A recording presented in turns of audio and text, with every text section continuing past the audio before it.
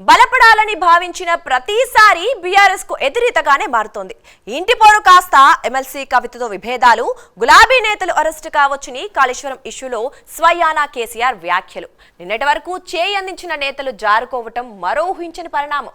ఇక ఏంటి, ఒకప్పుడు శాసించిన పార్టీకి ఏమైంది? నెట్టింట పోస్టులతోనే సరిపెట్టుకోవడాన్ని అభిమానులు జీర్ణించుకోలేకపోతున్నారా? స్థానిక సంస్థల ఎన్నికలకు రెడీ అవుతున్న తరుణంలో అసలు ఈ తలనొప్పేంటి? స్కెచ్ వేసే సత్తా కేటీఆర్, హరీష్ రావు వంటి నేతలకు లేకుండా పోయిందా? గులాబీ పార్టీలో ఏం జరుగుతోంది? పక్క పార్టీల వైపు చూపులు సారించేవారు ఇంకెవరైనా ఉన్నారా? ఆ వివరాలు ఇప్పుడు చూద్దాం.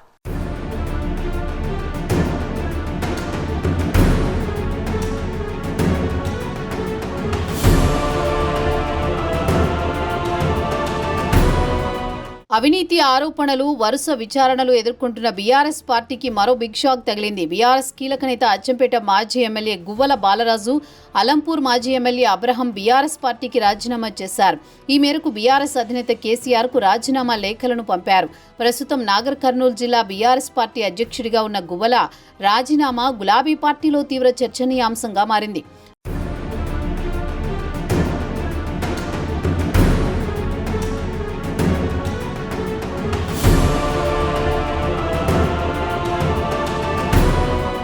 తెలంగాణలో బీజేపీ బలమైన నేతలకు గాలం వేస్తోంది. 2024 ఎంపీ ఎన్నికల్లో ఆ పార్టీ ఓటు బ్యాంకు పెరగడంతో 2028 టార్గెట్గా పావులు కదుపుతోంది.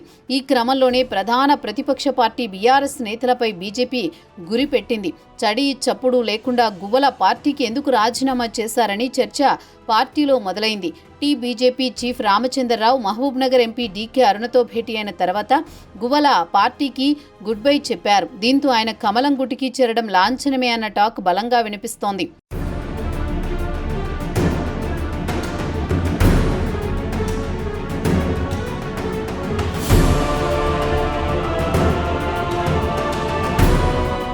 ఇక రెండో నేత అబ్రహం. గత ఎన్నికల్లో బీఆర్ఎస్ ఆయన్ను దూరం పెట్టింది. విజయుడు అనే వ్యక్తికి ఎమ్మెల్యే టికెట్ కేటాయించడంతో కొంతకాలంగా పార్టీపై కినుకగా ఉన్నారు. సమయం కోసం వేచి చూసే క్రమంలో ఇటీవల బీజేపీలో చేరతారన్న ప్రచారం ఊపందుకుంది. అబ్రహం కూడా గువ్వల బాలరాజు బాటలోని కాషాయ తీర్థం పుచ్చుకోనున్నట్టు తెలుస్తోంది. కాళేశ్వరం రిపోర్ట్, లోకల్ బాడీ ఎన్నికలు, ఎమ్మెల్సీ కవిత తిరుగుబాటుతో గందరగోళంలో ఉన్న బీఆర్ఎస్ కు ఒకేసారి ఇద్దరు మాజీ ఎమ్మెల్యేలు రాజీనామా చేయడంతో ఊహించని షాక్ తగిలినట్లయింది.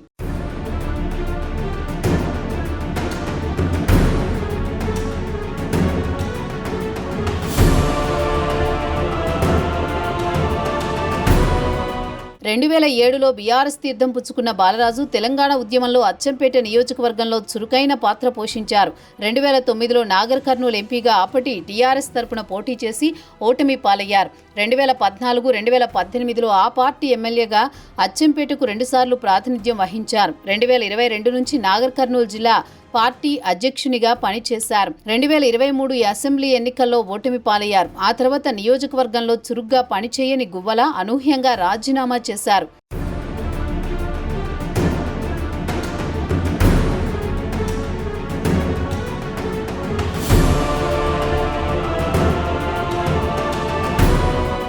ఏ పార్టీనైనా అధికారంలో ఉంటేనే నేతలు వెంట ఉంటారు, లేదా వారిని కాపాడుకోవాలి.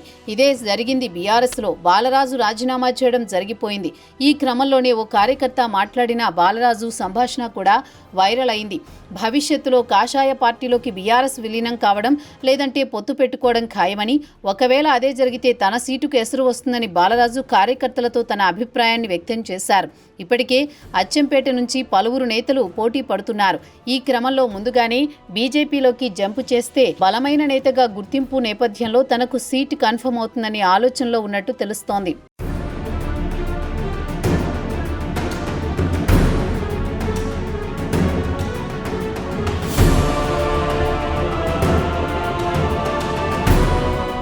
మరికొంతమంది మాజీలు కూడా బీఆర్ఎస్ నుంచి జంపు చేసేందుకు రెడీగా ఉన్నారంటూ వార్తలొస్తున్నాయి. అందులో నాగర్ కర్నూలు మాజీ ఎమ్మెల్యే మర్రి జనార్దన్ రెడ్డి కూడా ఉన్నారు. అయితే మీడియాలో వస్తున్నట్లుగా గులాబీ పార్టీని వీడడాన్ని ఆయన కొట్టిపారేస్తున్నారు. వాస్తవంగా రాజకీయాల్లో ఎప్పుడైనా ఏమైనా జరగొచ్చు, కార్యకర్తల మనోభావాల మేరకు అంటూ చివరగా జోడించి పక్కచూపులు చూసిన నేతలు గతంలో ఎంతో మంది ఉన్నారని స్థానిక నేతలు చర్చించుకుంటున్నారు.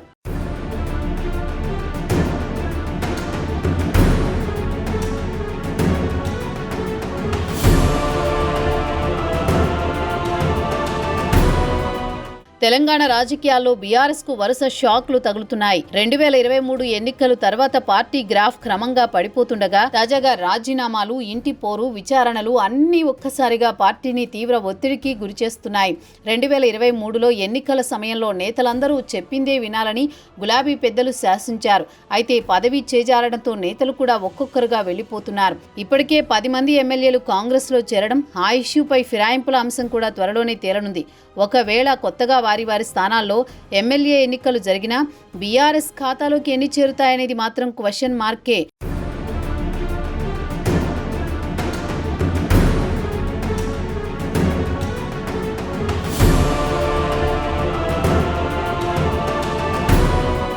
బీజేపీలో బీఆర్ఎస్ విలీనం వార్తలు వినిపిస్తూనే ఉన్నాయి.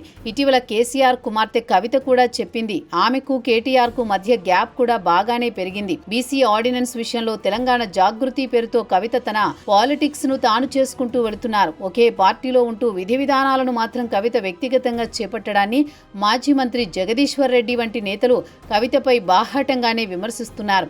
జరుగుతున్న తతంగంలో బీఆర్ఎస్లోని అంతర్గత లుకలుకలు ఏ పరిస్థితికైనా దారితీయవచ్చని విశ్లేషకుల అంచనా.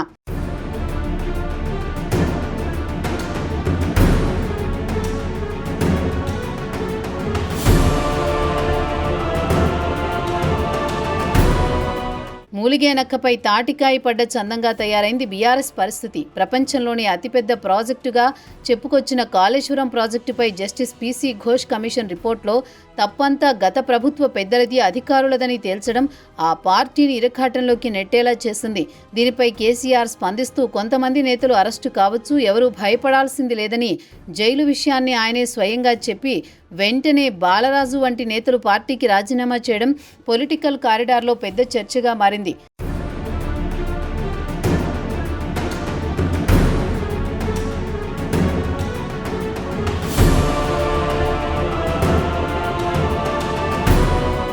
మూడోసారి అధికారంలోకి రావాలని ప్రయత్నించిన కేసీఆర్కు ప్రజలు పక్కన పెట్టేశారు. అధికారాన్ని కాంగ్రెస్కు అందించారు. ఆ తర్వాత జరిగిన పరిణామాలతో బీఆర్ఎస్ గ్రాఫ్ మరింతగా పడిపోయింది.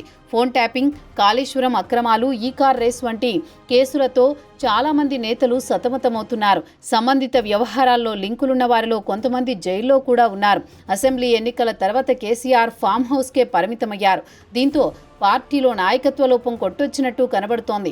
కేటీఆర్, హరీష్ రావు మధ్య సమన్వయ లోపం క్యాడర్ను నిరాశకు గురయ్యేలా తయారయ్యాయి.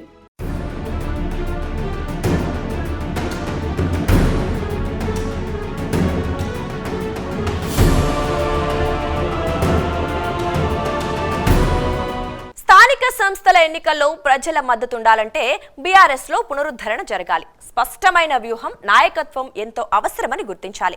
కార్యకర్తల్లో, నేతల్లో నమ్మకాన్ని పెంచే చర్యలతో పార్టీ బలపడుతోంది.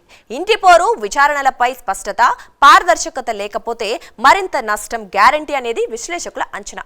ఏం జరుగుతుందో వేచి చూడటమే ఇక మిగిలింది.